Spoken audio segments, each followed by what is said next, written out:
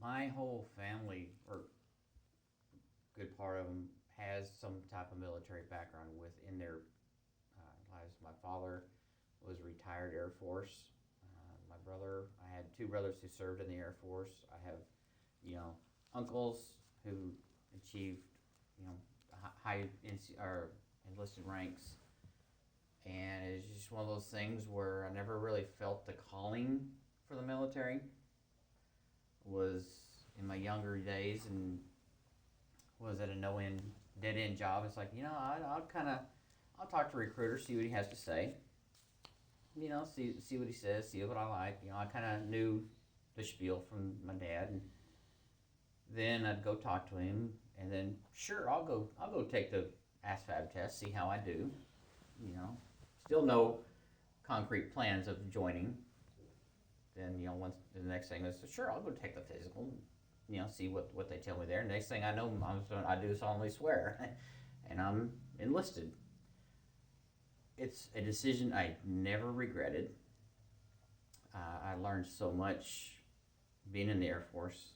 I only spent a short 4 years in it, but some of the things that I did and saw and learned, I could have never done anywhere else.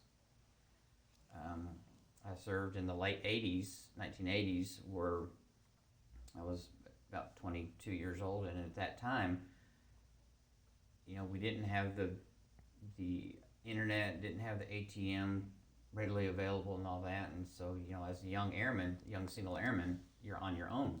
I was in Germany.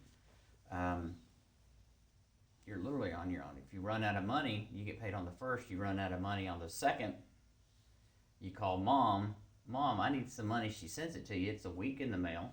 The banks hold it for 10 days. And guess what? It's payday again. So you had to learn to grow up and be on your own. And if I hadn't done that, I don't know what things would have been like. So I valued that aspect of it. The 2 years I did spend in Germany were probably, as I look back on it, were probably the two most fun years I've had. The whole time I was there, though, I kept waiting to get back to the real world. Everybody had a countdown when they're coming back to the stateside.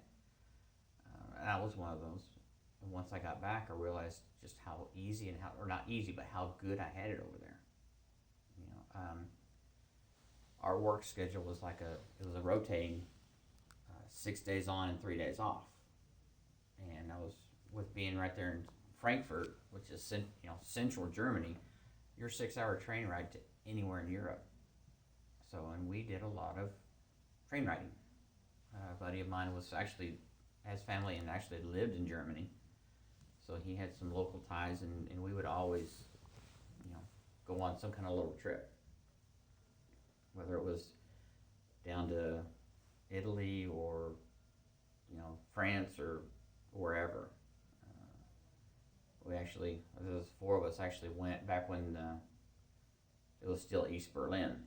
We did a trip to East Berlin. And, we had to go through our commanding officer and first officer and get all the flag orders and everything in order to do that. But it was very interesting because you get over to Checkpoint Alpha, which is right there on the East Germany border, and you have to sign in. And the funny thing about that is you're sitting in your car, you're supposed to sit at attention, hands on your lap, you gotta look forward, you can't look around. You got the Russian soldiers with their guns and all that readily available, and they meant business, the height of the Cold War. We didn't trust the Russians, they don't trust us, they didn't like us, and so you didn't dare look. When you checked in at Alpha, you had a certain time frame you had to get to Checkpoint Bravo. If you didn't make that time frame, they were going to come looking for you. Whether if you had a flat tire or whatever, that you could explain that away, but they wanted to keep track of you. And then once you got to Checkpoint Charlie, the infamous, it was just so inspiring to see how life was on the other side of the Iron Curtain. The day we went, it is what I would think most Americans at the time pictured East Berlin to be like cold, dreary, drab, overcast, and that was the feeling of the city.